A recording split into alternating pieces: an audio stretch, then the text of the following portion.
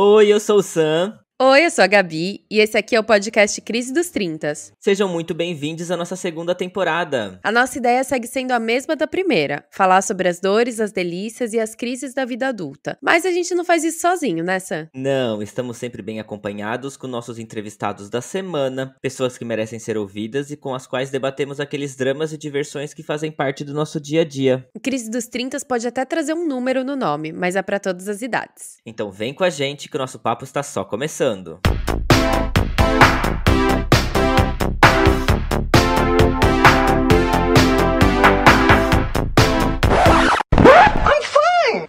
fine.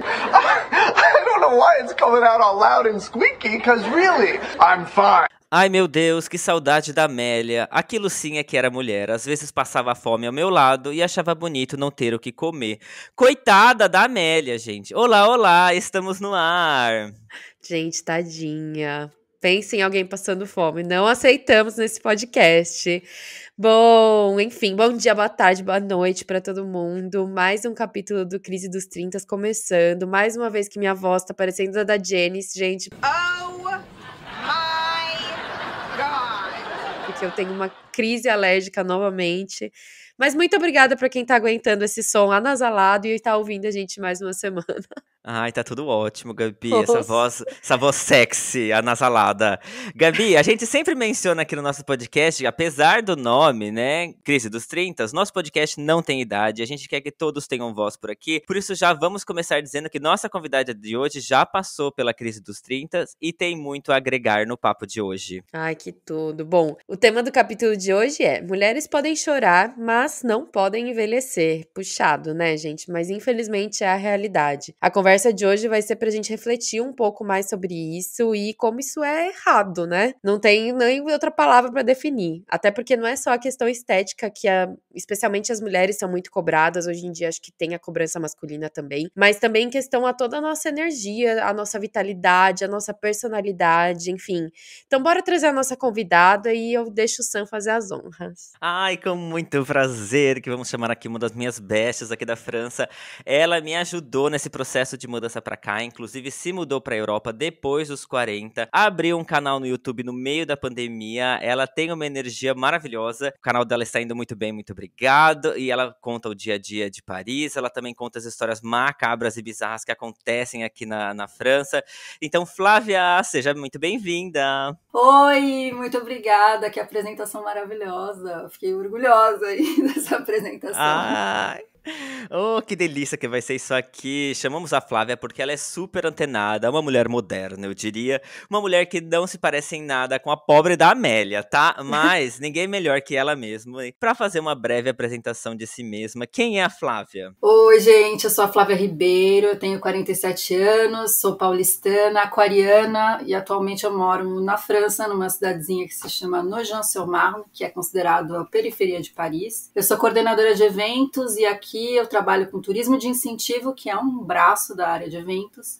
E hoje eu tô aqui para opinar, refletir com vocês sobre um assunto que me afeta e atinge tantas mulheres, principalmente as mulheres como eu, que estão chegando nos 50 anos. Mas lembrando que eu não sou especialista em nada, eu tô aqui para opinar, tá, gente? Como nós, aqui é o quê? Um bando de vários palpiteiros, né? Como a gente gosta de chamar. Exatamente.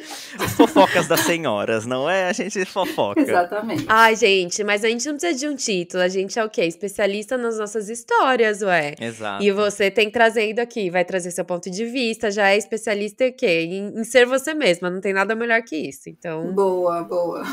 Bom, antes da gente começar a te encher de perguntas, eu queria começar trazendo um dado, né? Porque o nosso pod também é cultura, também é notícia. Então vamos lá. Foi divulgado pela Sociedade Brasileira de Cirurgia Plástica que nos últimos 10 anos houve um aumento de 141% no número de cirurgias plásticas. Aí você pensa, isso daí é dado para vocês, que tem 30, 40, 50, 60, que seja.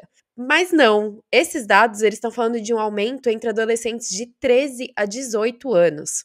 Ou seja, é uma galera muito jovem que já está tendo preocupações estéticas que pelo menos eu, nessa idade, não me lembro de ter nesse nível, assim. Enfim, queria começar querendo saber de você, Flávia, se você lembra de nessa época, quando você tinha 13, 14 anos, como que era a ideia que você tinha de uma mulher de mais de 40? Isso em todos os aspectos, né? O físico, de personalidade, de realização profissional. Gente, eu acho que eu nunca parei pra pensar nisso exatamente nessa época. 40 anos era uma idade que era muito longe, assim, pra mim. Eu lembro de pensar no ano 2000, onde eu teria 24 anos. E eu era muito ansiosa pra chegar no ano 2000, porque na minha cabeça era algo muito futurístico. Nossa, lembra do bug do milênio? Exato! Gente, todo mundo lembra, eu acho, desse ano novo, 99-2000. Sim, e eu achava que seria um futuro cheio de tecnologia, talvez muito influenciada pelo filme 2001, Uma Odisseia no Espaço, né? Mas quando criança eu achava que a minha maturidade seria por volta dos 28 anos, onde eu estaria casada e com filhos. Era isso que eu pensava. Bom, não foi isso que aconteceu, depois a Flávia vai falar um pouquinho mais sobre isso, mas as mulheres estão sempre sob essa enorme pressão estética aí, né? Em geral, a mulher é sempre julgada pelo que ela é, não importa se você gosta do seu corpo, se você não gosta do seu corpo, se você é madura, se você ainda é muito jovem, a mulher ali, ela tá sempre sofrendo um tipo de pressão estética. Ainda falando ali na Flávia criança, adolescente, você se lembra quando você começou a sentir essa pressão estética sobre você? Gente, eu fui sempre uma criança muito feia. Eu tinha uns dentões gigantes, eu tinha uma orelha grande. Sabe aquela orelha que sai do cabelo? Assim, é essa mesmo. Aliás, na minha orelha, ela continua grande e eu sempre fui muito zoada na escola. Só que, ao mesmo tempo, eu nunca levei desaforo pra casa, sempre brigava com todo mundo. Mas eu acho que a partir dos 13 anos que eu comecei a querer ter formas mais femininas, porque eu era muito magrinha, muito mirradinha, então eu olhava as meninas mais velhas ali da minha classe e eu queria ser bonita como elas. E eu tava bem longe de ser aquilo ali que elas já eram, né? Então eu queria ser linda como as garotas populares e demorou muito tempo para eu me sentir bonita na adolescência. Outra coisa, gente, é que eu queria ser Paquita. Esse era o meu sonho. Então, meu cabelo é castanho escuro, meu olho é castanho. Eu realmente não tava no padrão para ser uma Paquita. Mas para você ver aí como são as referências, porque na minha época de adolescência e infância, a minha referência de mulher bonita era a rainha, né? A Xuxa. Então eu queria ter olho claro, cabelo claro, coisa que eu nunca teria. Gente, que doideira. Eu sou da geração... Eu lembro que eu era muito fã da Mara Maravilha. Então acho que eu não tive muito essa crise da vontade de ser Paquita, de ser loira. Eu não sei porquê. Eu gostava muito da Mara Maravilha. Mas a Mara era da mesma época que a Xuxa, né? E eu não me identificava com a Mara, apesar de eu ser morena, olhos castanhos, eu achava a Mara muito chata. Então eu gostava mais da Xuxa. Pois é, hoje em dia vendo ela, eu não entendo por que eu era tão fã dela, mas eu lembro de gostar muito dela. Acho que eu sou aquariana, você contando, eu tô me sentindo assim. Eu te entendo também, mas eu acho que é porque eu queria ser diferente. Todo mundo gostava da Xuxa, eu queria gostar da Mara. Pode ser, pode ser. Eu acho que a Mara, a carreira dela foi um pouco mais longa, porque eu também não lembro muito da Xuxa, mas lembro muito da Mara. Pegou ali o finalzinho, mas eu ainda sou do time Angélica e Eliana, porque foi a última geração ali das apresentadoras infantis. Mas são mulheres brancas e loiras. Sim, também, né? Sim, é aquele papo da referência de novo, né? A gente tá sempre voltando nisso. Hoje a gente consegue ver representatividades aí surgindo, e isso é muito bom. Mas olha como são as influências, né? Tipo, o que a gente via, a gente queria ser, e era a maioria das vezes, se não era influenciada pelas apresentadoras infantis, era influenciadas pela Barbie, que também estavam ali, né? Tipo, que eram bem parecidas, inclusive. E, gente, eu fui no show da Xuxa, tá? Quando eu tinha 13 anos. Aqui fazendo uma confissão aqui nesse canal.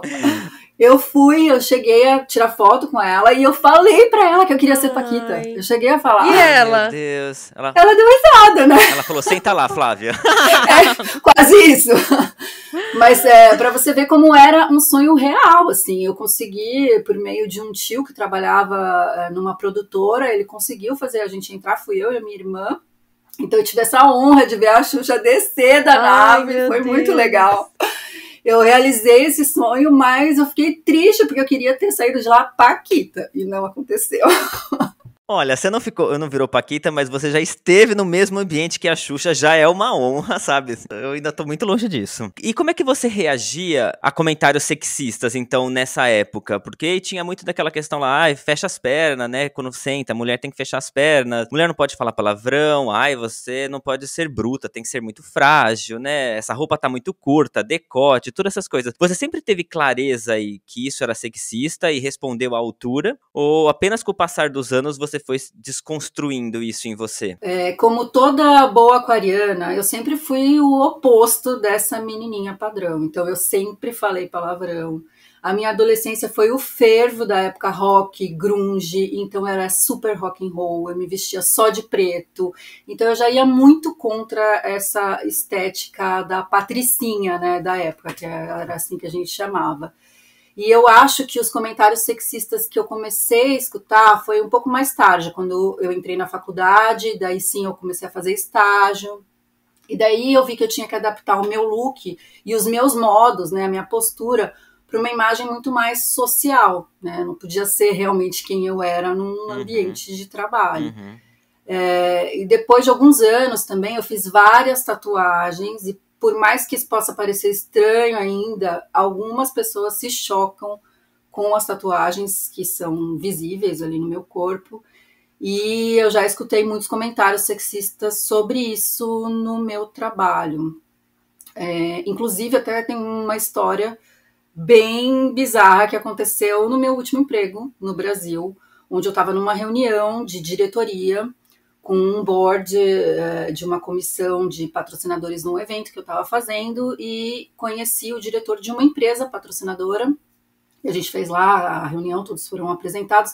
E depois a gente foi para um café, um coffee break. Eu me dirigi ali para a mesa, né, para pegar um café. E quando eu estava me servindo, ele chegou sozinho e me perguntou se eu tinha tatuagens em partes que ninguém podia ver. Meu Deus.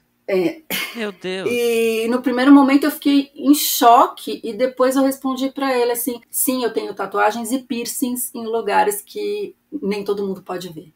E ele ficou tão chocado com a minha resposta porque ele não estava esperando, ele só queria ali me constranger. Mas eu fiquei com muita raiva assim na hora e depois mais assim irritada de saber que eu teria que voltar com ele ali naquela reunião e continuar debatendo, sabendo que ele tinha acabado de tentar me constranger ali sozinha, sem nenhuma prova, né? Não tinha ninguém que foi testemunha disso a não ser eu mesma. Então, esse tipo de comentário, infelizmente, ainda acontece. Nossa. É muito. Que bom que você teve o poder de dar uma resposta ali, porque acho que uma das coisas que toda mulher ou toda pessoa que já passou por esse tipo de situação, você vai pro banho depois chorar de ódio, e aí você pensa em todas as respostas que você poderia ter dado, mas é que na hora você trava. E é muito engraçado que quando você conta a história, as pessoas às vezes tendem a dizer, ah, mas por que você não falou A, B ou C? É porque é um momento em que parece que seu corpo trava, né? Que bom que você teve o poder de responder e deixar ele constrangido também com essa babaquice imensa. Eu já passei por outras situações onde eu não soube responder. Então, realmente, a maturidade faz com que a gente cresça e possa, pelo menos, ter uma outra postura que quando a gente é muito nova, né, no período de estagiária, quando eu sentia outros comentários, eu só dava risada, deixava pra lá, né, e hoje em dia também, por ouvir falar mais nessas questões, hoje em dia a gente sabe se posicionar melhor, mas pelo fato de já ter escutado muito, né, eu acho que na época que eu era estagiária, a resposta era essa mesmo, assim, dar risada, fingir que não era nada. Sim. E também acho que tem coisas, situações na vida que só depois de muitos anos que você começa a entender que aquilo não foi legal, que aquilo foi, ou sei lá, um assédio, ou um bullying, ou uma maneira de assédio moral, assédio sexual, qualquer que seja, assim. Às vezes, pensando em histórias do meu passado, assim, eu penso, nossa, mas isso não foi certo, isso não foi legal, isso foi um abuso de poder, isso foi errado. Que bom que as pessoas estão debatendo mais e mais isso, porque também para as adolescentes e jovens de hoje talvez seja mais fácil distinguir o que é permissivo e o que você pode permitir e o que você não pode permitir, né? É verdade. E quando a gente escuta também, quando alguns comediantes, né, falam, e hoje tem limite para piada. Gente, tem limite para piada, né? Não é toda piada que é permitido, Sim. piada sexista, piada com mulher loira, loira burra, né? Gente, o Gabriel Pensador lançou uma música, né? Loira burra. Como seria isso hoje em dia, assim? O que falariam para ele hoje em dia? E na época todo mundo ria. Cantava junto. Exatamente. Bom, voltando só um pouco nessa questão de criança e adolescente, a gente vê muito essa adultização hoje em dia. Então, as meninas de 13, 14 anos que parecem mulheres de 20, e aí tem esse gap dos 20 ao 25 que a cobrança é só você se manter gostosa, com aquele padrão de corpo, com aquele cabelo daquele jeito, e depois dos 30, né, vira uma notícia. Então, fulana completou 30 anos, 40, 50, mas é cobrado de que ela sempre tem que estar ainda como ela se parecia aos 20, 25 anos. Como que você vê essa questão de, parece que a mulher tem esse gap de que ela sempre tem que aparentar estar entre os 20 e os 25? Então, eu sinto que a mulher está sempre tentando se encaixar em espaços que são impostos por uma sociedade machista. Como eu gosto muito de história e eu pesquiso bastante disso para falar no meu canal, eu queria aqui contar duas coisas para a gente analisar um pouco, né? Por exemplo, o baile de debutante surgiu na metade do século XVI aqui na Europa. E era onde as adolescentes de 15 anos eram oficialmente apresentadas para a sociedade. E aí, como elas tinham 15 anos, elas já poderiam usar roupas mais adultas, frequentar reuniões sociais, namorar, enfim. Era um rito de passagem da infância para a vida adulta, que era muito importante e que, se a gente for analisar hoje, já era uma adultização, né? Já desde o século XVI, a gente vem perpetuando isso, né? Mas então, se a gente pensar hoje, a gente tem muito mais conhecimento para afirmar que uma menina de 15 anos não é uma mulher adulta ainda, né? Mas naquela época ela era já imposta como estando pronta. Então, não parece que a gente está seguindo essas tradições, assim, há séculos? Sim. Então, eu acho que uma mulher famosa, quando faz 30, 40, 50 anos, ela ainda vira notícia porque a sociedade ainda insiste em rotular que essas faixas etárias são velhas, né? Porque as notícias sempre são assim, fulana fez 40 anos, mas mostra um corpo em forma, ou mostra uma cara de menina, né? Então a gente está sempre sendo pressionada a rejuvenescer o tempo todo. E aí eu vou falar isso por mim, porque eu amo procedimentos estéticos, eu quero deixar claro aqui que eu não sou contra quem faz isso, mas se a gente perceber, a mulher é sempre julgada de qualquer forma. Então, se ela não faz procedimentos estéticos, ela é julgada porque, tá velha, você devia fazer isso, você devia fazer aquilo. E se ela faz, ela também é julgada, mas estava melhor antes, mas por que você fez isso, né? Eu gostava mais de você natural. Então, na verdade, a gente tem que fazer o que a gente se sentir bem, mas para essas mulheres que viram notícia, que são mulheres midiáticas, né, eu acredito que deve ser muito ruim, assim, uma pressão psicológica de ter que lidar realmente com isso. É o que a gente sempre vem falando agora, eu posso falar, passei aí dos 35, eu recebo sempre o mesmo comentário recorrente que, nossa, você não parece, sabe? Os brasileiros acho que tem essa questão com a estética muito mais aguçada que os europeus, né? Então a gente sempre se compara um pouco. Novamente, a gente tá tentando aí colocar sempre que a idade não tem um rosto, né? Aí pessoas envelhecem ou não envelhecem, muito independente da idade hoje em dia, temos os procedimentos estéticos para nos ajudar, né, Flávia? Flávia Sim, sempre claro. defende os procedimentos estéticos e, claro, tá certo, mas a gente sempre ouve que, meu Deus, você não parece que tem a idade que tem. Como um elogio, né? Como um Exatamente. Exatamente. E mal aí a gente tá percebendo que tem ali um etarismo por trás, né? Porque você pode parecer a idade que você tem, né? E estar jovem, e estar com saúde, estar com a pele boa, estar com o cabelo bonito, enfim, independentemente da idade, né? A idade que você carrega ali no seu RG. Só que aí parece sempre que aí é o que a gente se apega, é que principalmente das mulheres, as meninas de 13, 14 precisam parecer 20, mas as mulheres de 40 também precisam parecer 20. É como se você chegasse ali nos 20 e poucos, no auge da sua beleza, e você precisa manter aquilo ali pro resto da vida, e a gente sabe que isso não acontece. acontece, sabe? Então é uma frustração dupla, né? Pra sociedade em geral, que tá sempre julgando ali de alguma maneira, exatamente o que a Flávia disse, se você não faz procedimentos estéticos, você devia fazer alguma coisa, né? A gente julga muito as celebridades por causa disso, né? Você viu o pescoço dela, você viu, né? Enfim. E se a pessoa faz, ele exagerou. Nossa, eu preferia antes. Então, a gente tem que normalizar cada vez mais que as pessoas, elas vão envelhecer, e isso tá tudo bem, e cada um vai envelhecer de uma maneira, e o importante é todo mundo estar bem consigo próprio. E é uma questão também cultural, como você disse, porque no Brasil a gente vive isso o tempo todo, né? A indústria estética no Brasil é a segunda maior do mundo, né? O Brasil é o segundo país, eu acho que perde só para os Estados Unidos, em cirurgia plástica, se não estou muito enganada.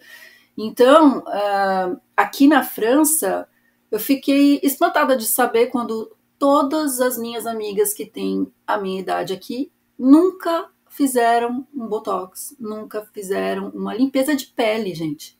Assim, a noção com a estética aqui é completamente diferente. O uso de filtros em vídeos e imagens, ele também piorou muito que o Photoshop na época ali dos anos 90 já vinha causando desse imaginário sobre o corpo padrão, sobre a pele padrão. Né? Então você põe o filtro, tem a pele sem marca, sem espinhas, sem rugas, enfim. Até tem filtros de maquiagem, né, que é o que mais me perturba, porque tem um delineador perfeito, impossível de ser feito à mão, que fica maravilhoso ali com os algoritmos, mas tudo bem. Enfim, ao passo em que usar um filtro, quando você vê o resultado, né, você vê a foto, você tá super bem, você se sente muito bonita, você acredita que esses mesmos recursos, né, eles estão ajudando a diminuir ainda mais a autoestima das mulheres, porque você sabe que aquela pele, aquela maquiagem, aquela cor dos olhos, não é a sua realidade, né, fora do filtro. Olha, quando o filtro surgiu no Instagram, eu adorava.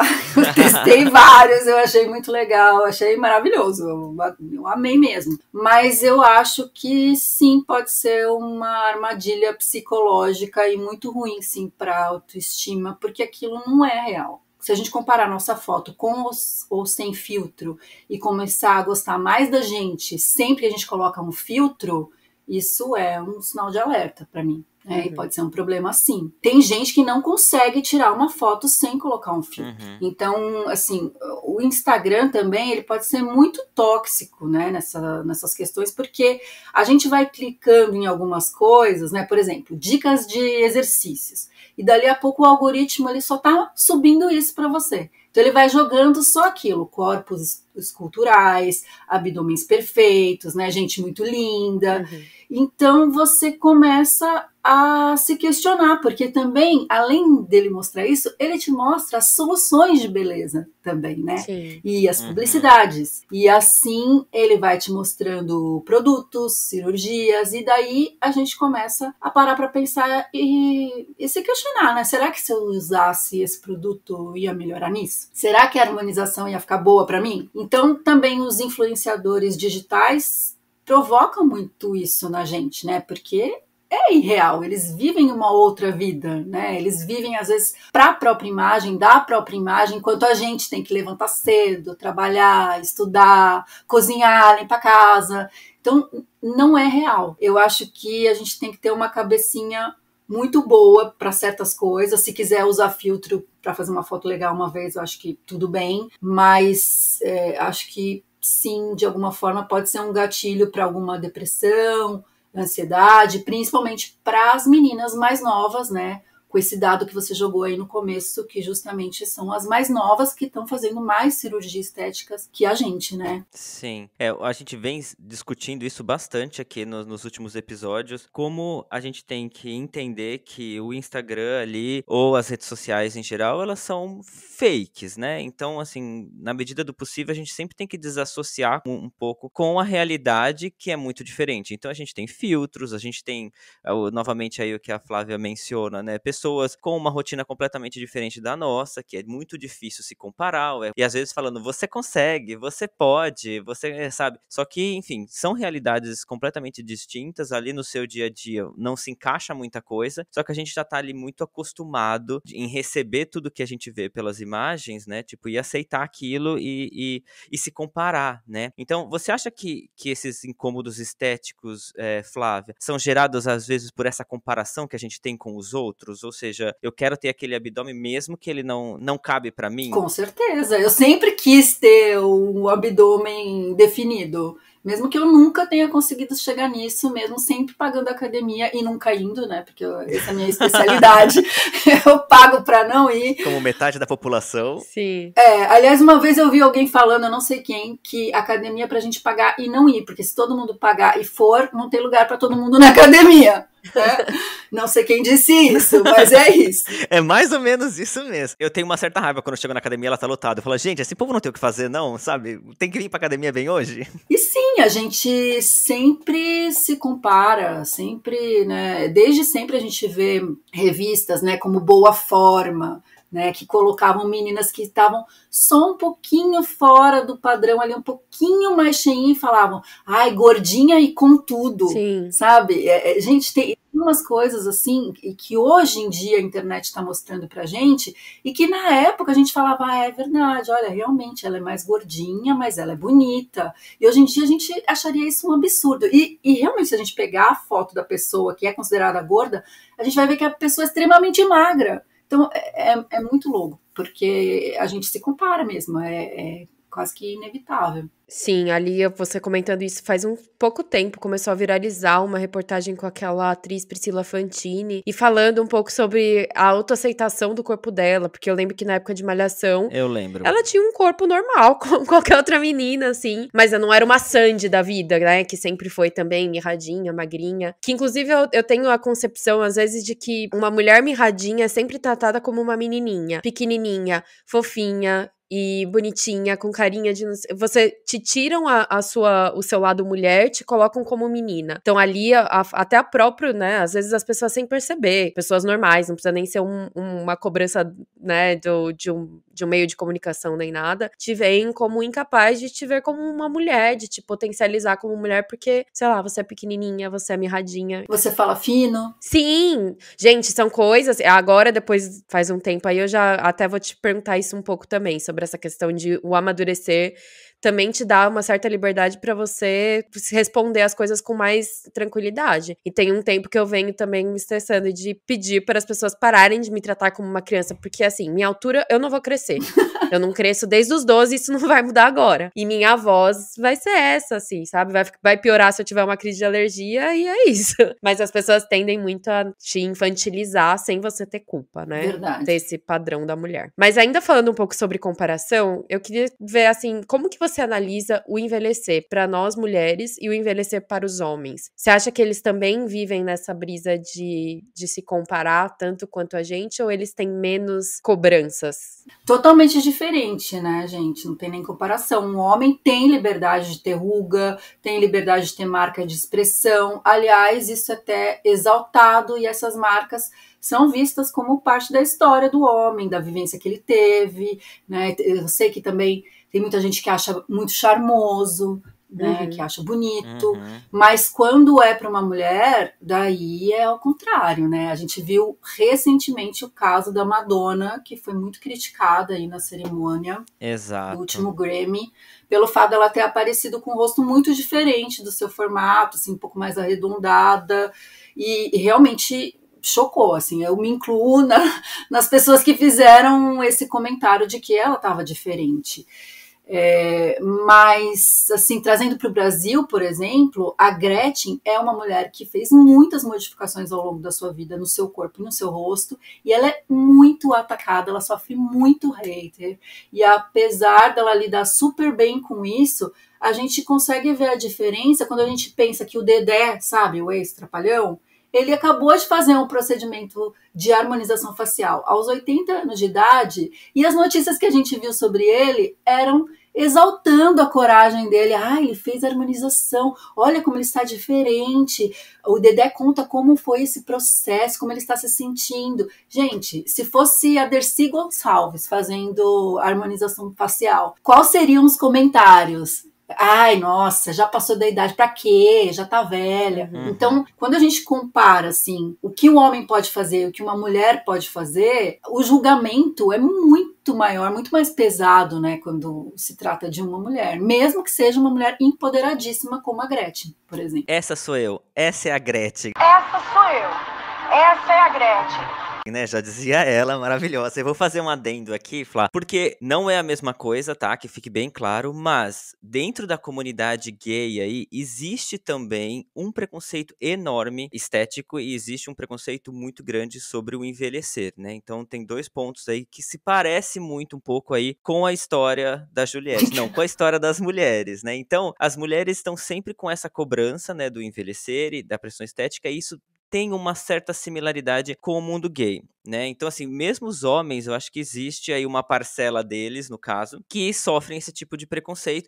A gente não tá falando dos homens héteros, né? Porque, enfim, ainda tá difícil de a gente descobrir de onde vem a autoestima do homem hétero, mas dentro da comunidade gay existe ainda muito essa insegurança com relação ao corpo, sobre o envelhecer, né? Eu tenho me assustado muito, porque a gente ouve muita palavra daddy, né? Tipo, o sugar daddy, etc. E aí a gente tá percebendo que os daddy, hoje em dia, tem 30 e poucos anos. Oi? Exato, sabe? Não. Você fala, meu Deus, como assim? Calma, né? O homem gay gordo não é muito bem aceito, o homem gay fora do padrão não é bem aceito, então muitas vezes você encontra ali dentro do feed, né? Sempre os homens gays estão dentro de um padrão. O termo metrosexual veio, né, disso, né? Então quando os homens começaram a se vestir, e aí se compara muito, principalmente no Brasil, né? Que, enfim, um cara metrosexual é gay, porque ele se troca, porque ele se cuida, sabe? Não é muito ridículo falar metrosexual? Pra quê, gente? Pra que colocar uma denominação? É só um homem que pode ser vaidoso. Eu acho que é aquele homem que é tão inseguro com a própria masculinidade que ele tem que achar um termo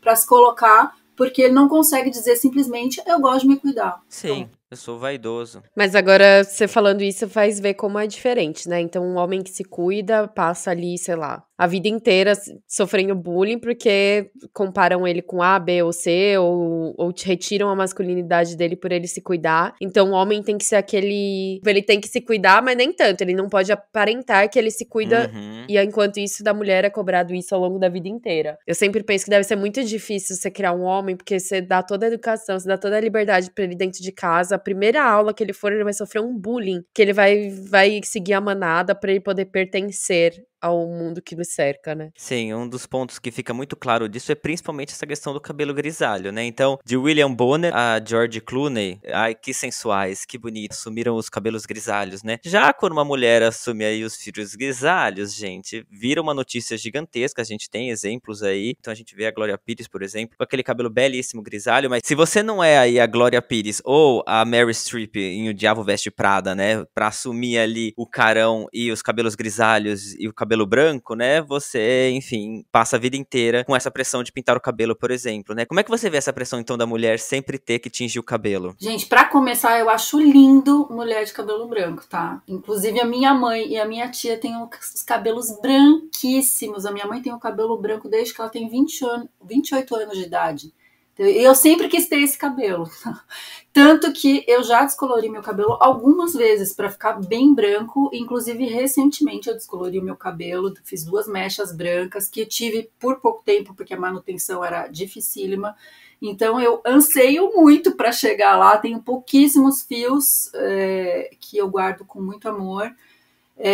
Mas eu queria ressaltar aqui que a Meryl Streep só é linda porque ela é uma mulher muito elegante. Então, as pessoas consideram o cabelo dela lindo e ela linda porque ela se veste de uma maneira elegante. Eu acho que cada vez mais as mulheres estão se empoderando e assumindo os fios naturais, mas existe sempre o outro lado de quem acha que é um desleixo. A Samara Filippo, que é uma mulher lindíssima, né? E ela tem uma mecha branca faz pouco tempo, acho que foi no ano passado. Ela transformou os cabelos dela assim, para completamente grisalhos, para uma publicidade.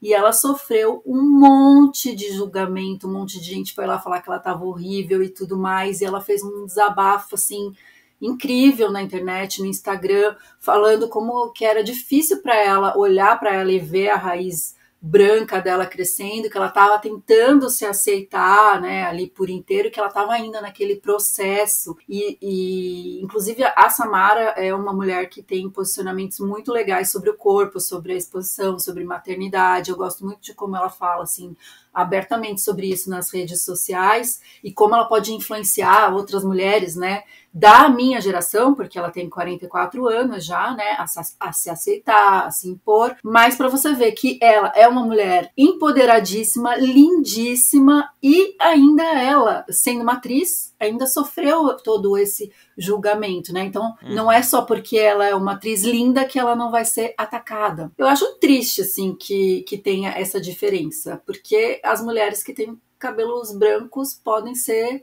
linda de qualquer maneira. Assim como a Fafá de Belém também falou isso recentemente no Instagram dela, que ela não fazia procedimentos, que ela não tingia o cabelo, que ela estava feliz assim.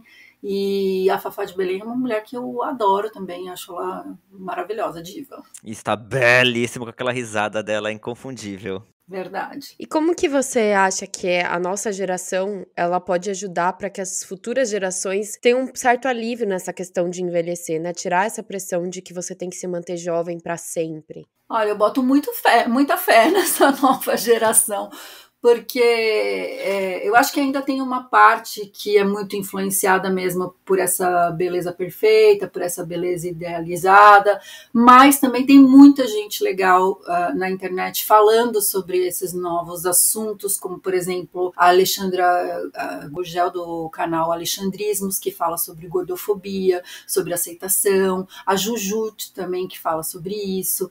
Então, assim, eu acho que à medida que a gente vai conversando sobre isso, né, que a sociedade vai escutando mais esses discursos, debatendo mais esses assuntos, o coletivo vai mudando e a gente vai refletindo mais sobre os conceitos, vai quebrando os paradigmas. Então eu realmente tenho muita esperança de que essa geração que está vindo já está se aceitando melhor, né, já está falando sobre outros conceitos que a geração dos meus pais, a minha própria, ou dos nossos avós, nem chegava a falar. Então, sim, eu acho que as pessoas estão mudando pouco a pouco. É o processo da desconstrução, né? Estamos todos dentro desse processo. Bom, na primeira temporada, Flá, a gente entrevistou o Dr. Paulo, que falou aí muito lindamente sobre respeitar o tempo do nosso corpo, né? Então, como você se sente consigo mesma nesse passar dos anos, né? Vendo o processo de envelhecimento. Como você lida com isso no seu dia a dia? Terapia, né, gente?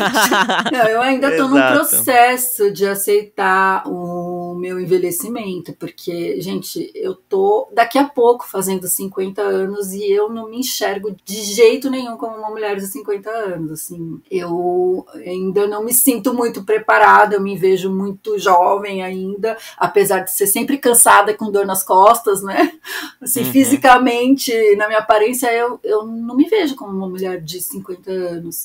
Mas eu acho que tem dias que eu tenho uma autoestima maravilhosa, tem dias que não tá tão boa, e eu acho que realmente é um processo de aceitação de que a tua pele muda, o teu corpo muda, o seu peso muda, né? Tudo muda em você, inclusive a sua evolução mental, né? E isso é uma coisa que a gente vai construindo muito com o tempo. Eu tô no caminho. Sim, e a terapia, né, gente? Novamente, a terapia. Sim. Obrigada, Denise, minha terapeuta. Você comentou agora sobre essa questão mental, né? Existem vários rumores de que a gente, ao longo do tempo, que a gente vai ficando mais maduro, vai perdendo, não perdendo o filtro, mas vai ficando mais desencanado dessa questão da opinião alheia. Vamos dar o exemplo que você já citou, por exemplo, a Dercy Gonçalves, que tava nem aí, né?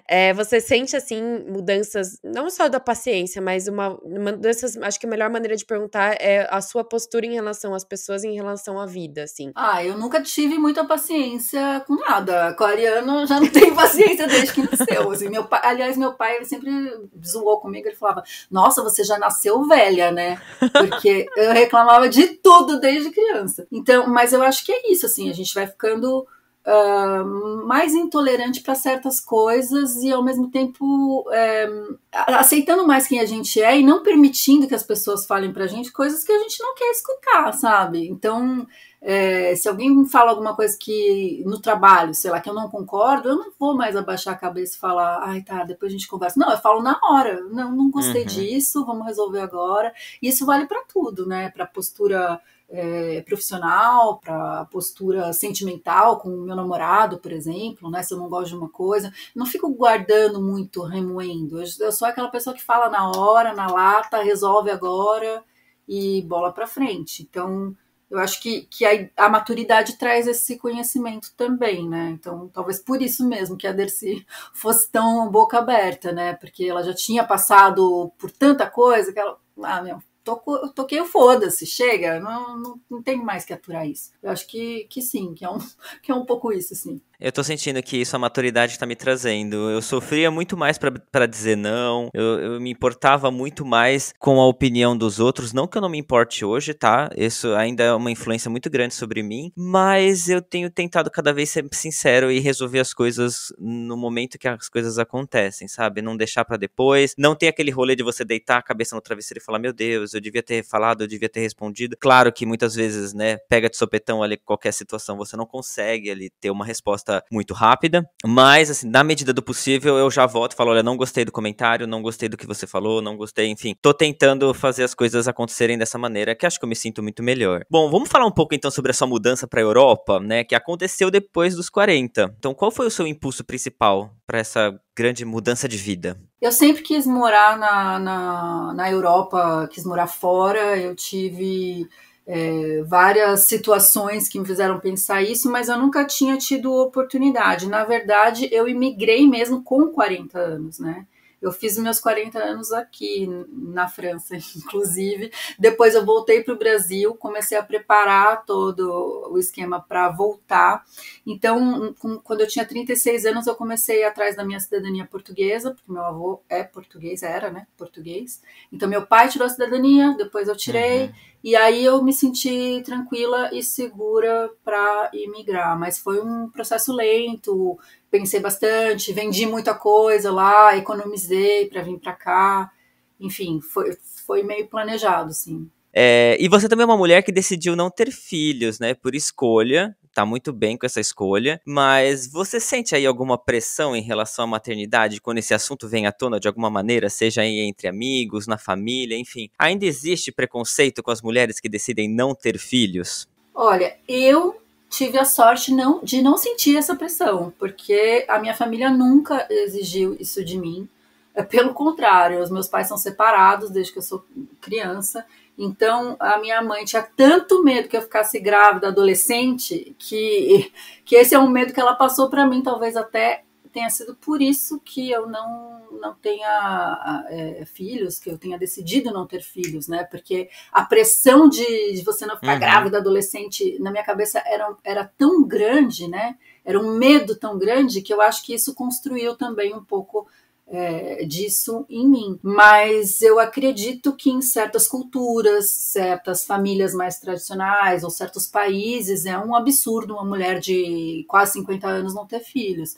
Então, eu tenho a sorte de estar numa bolha onde as pessoas não me cobram isso e a maioria dos meus amigos e amigas não tem filhos. Então, eu tô numa exceção aí do meio, porque aqui na Europa, por exemplo, os meus amigos todos têm filhos, mas lá no Brasil, não. Então, eu não senti essa pressão, mas com certeza eu acredito que isso ainda existe, assim, mesmo no Brasil até. Não, é que realmente é uma questão muito cultural, né?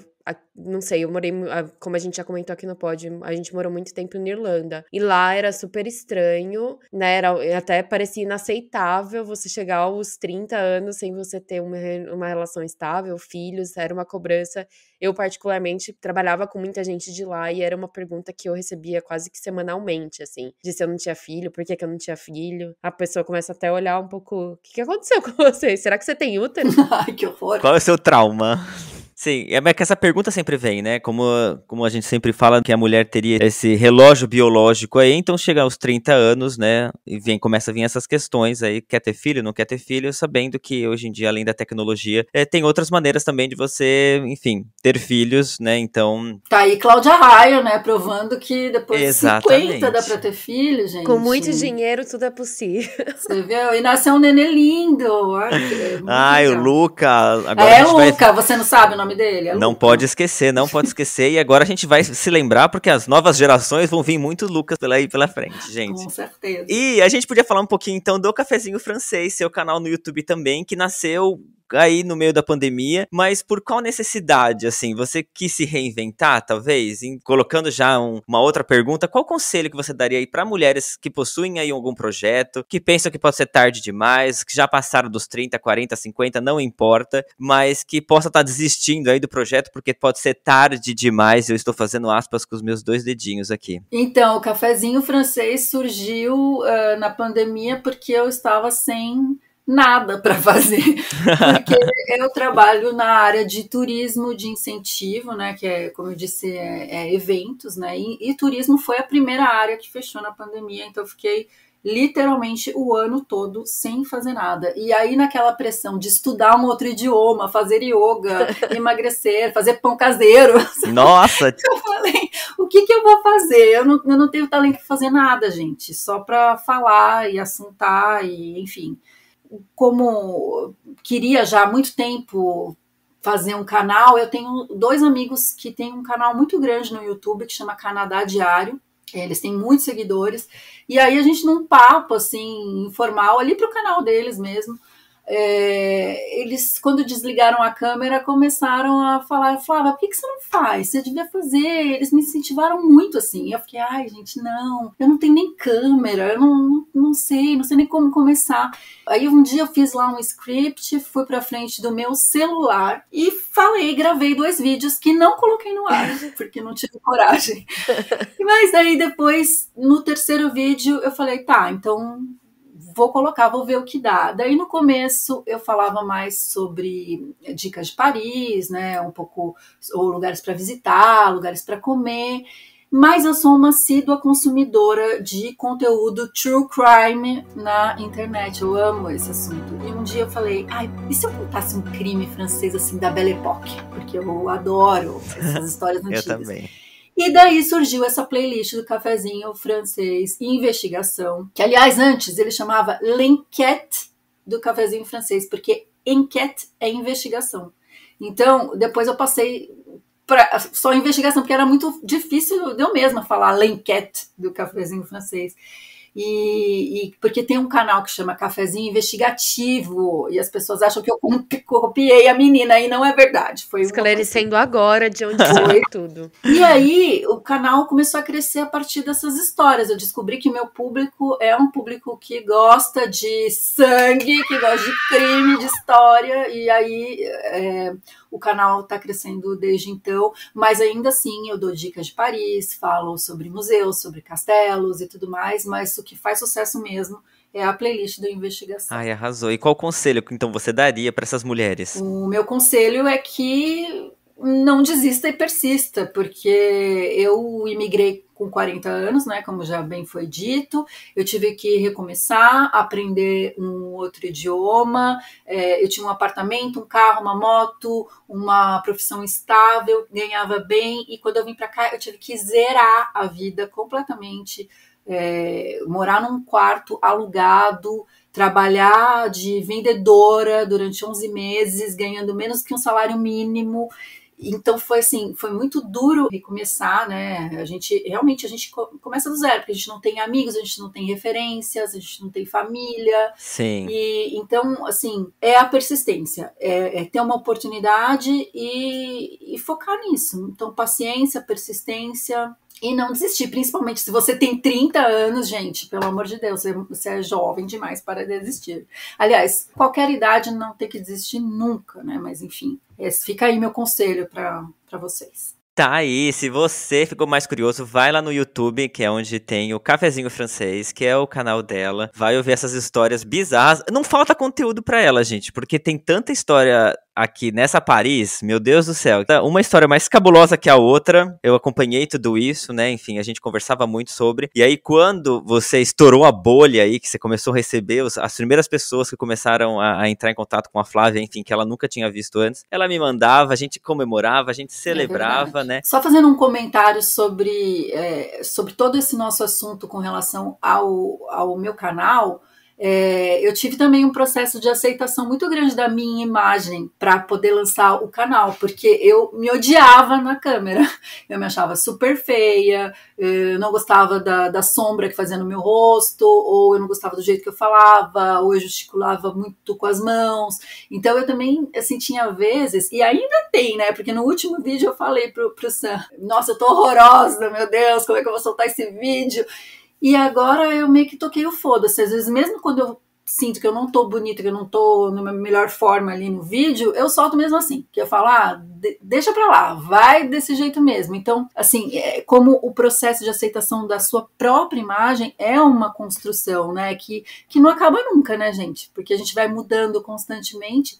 Então, esse também foi um outro aprendizado que, falando sobre imagem, né, que o canal me trouxe. Gente, muito engraçado. A gente entrevistou, né, a psicóloga no nosso segundo capítulo dessa temporada e ela fala sobre sermos os nossos próprios carrascos. Então você, lá no começo do pod, você comentou sobre a história da sua orelha e sobre essa questão de imagem. E por mais que aqui as pessoas vão ver só o podcast, a gente estamos os três se vendo e a pessoa que tá de fora pensa, meu Deus, como é a imagem que a gente se distorce, né? Quando a gente se olha no espelho, a gente vê uma coisa completamente diferente. Por exemplo, quando a gente tá com uma espinha, pra gente parece o fim do mundo e às vezes as pessoas ao redor nem viram. É muito doido. A gente tá nesse processo, Flá, de autoaceitação. Bom, eu não gosto da minha voz. O que minha terapeuta recomendou é ouça muito a sua própria voz pra se acostumar com ela. Normalmente nós não gostamos das nossas próprias vozes. Ai, tive que falar tudo no plural agora. Mas tem essa questão, né, de você se autoaceitar. No começo também eu sentia muito mais vergonha. Hoje ainda sinto, não gosto da minha risada, sabe? Quando eu dou risada eu sinto uma leve vergonha alheia quando estou me ouvindo, sabe? Mas é um processo. A gente tem que ir trabalhando isso com o tempo e novamente, como você disse, não para nunca, né? O tempo também não para, né? A gente tá mudando o tempo inteiro. Muito difícil, mas a gente chega lá, Ai, meu Deus, infelizmente a gente tá chegando aqui o fim do nosso papo de hoje, então, Flá, esse é sempre o momento mais difícil pra gente, como já dizia a Abby, como o tempo passa rápido quando a gente tá se divertindo, não é, gracinha? Que gracinha, como ele é acessível, olha. Mas antes de terminar aqui, tem sempre uma perguntinha clássica. Você já tá acostumado, porque sempre ouviu aqui nos nossos episódios. É a pergunta do conselho. Qual conselho que você daria pra Flávia lá do passado? Então primeiro vai vir a vinheta e depois a gente vai querer saber. Roda a vinheta.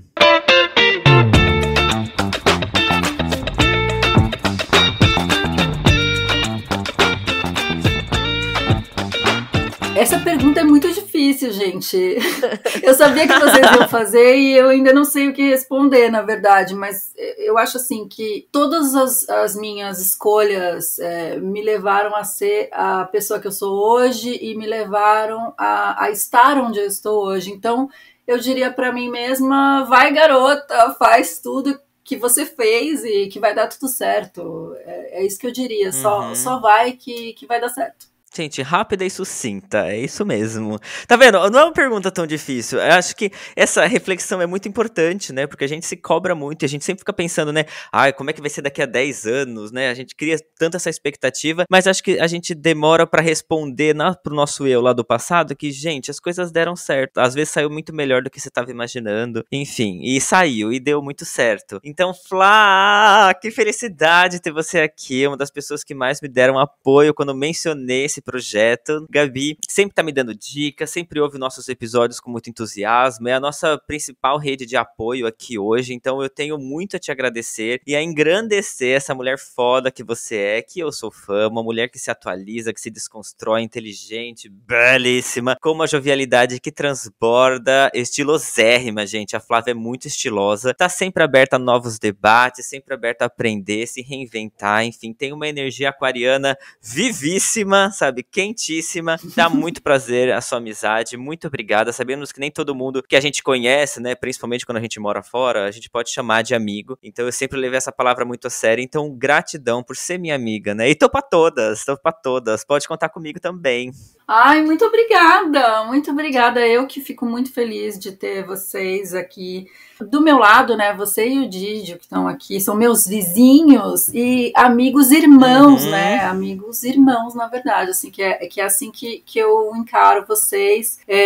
Muito obrigada por ter vocês na minha vida, que é muito importante. E eu também fiquei muito feliz de participar aqui desse novo projeto, desse podcast que está crescendo, e eu desejo para você e para Gabi muito, muito sucesso. E muito obrigada pelo convite. Ai, obrigado por tudo, meu Deus, obrigado. Bom, é sempre uma tristeza quando o nosso pod chega ao fim, mas eu queria deixar meu muito obrigado pra você, Flá, por tudo que você partilhou com a gente da sua história, das suas crises, dos seus pensamentos. Eu tenho certeza que vai ressoar pra muita gente que escuta a gente. Muito, muito obrigada. Inclusive, se você tá ouvindo esse pod até agora, aqui até o fim, você já deve saber que existem diversas maneiras de você colaborar com a gente. A gente tá presença garantida ali no Instagram, no podcast _Crise dos 30, com S no final, também no YouTube, como podcast Crise dos 30, tudo junto. E a gente vai adorar se vocês compartilharem ali as nossas postagens, reagirem às coisas que a gente posta e deixarem os comentários de vocês também. Então, muito obrigada pra todo mundo que puder ajudar. E a gente também tem uma novidade nessa segunda temporada, né, Sam? Sim, criamos uma página no Apoia-se, que é uma plataforma para criadores que permite que as pessoas apoiem a gente financeiramente também. E como é que funciona isso? Bom, você acessa o apoia-se/podcast Crise dos 30 e a partir de R$5 pode apoiar a publicação dos nossos episódios. E como a gente criou esse pod com o intuito de apoiar, decidimos reverter 10% do valor arrecadado em uma doação para uma instituição. A escolhida foi a CUFA, a Central Única das Favelas. E como a Gabi falou, no nosso link do Instagram você encontra mais informações sobre a gente,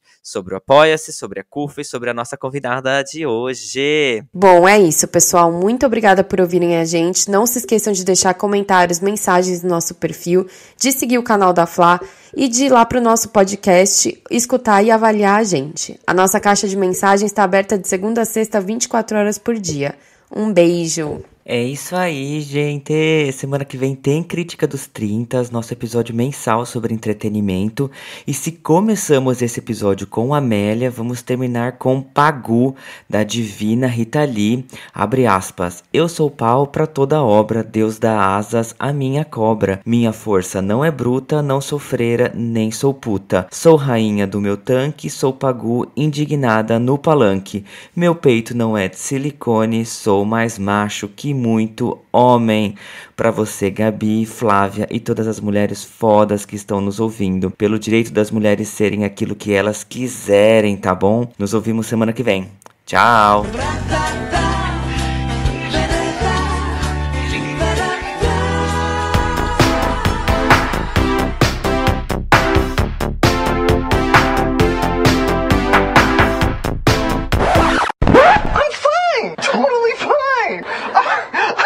Why it's coming out all loud and squeaky, because really, I'm fine.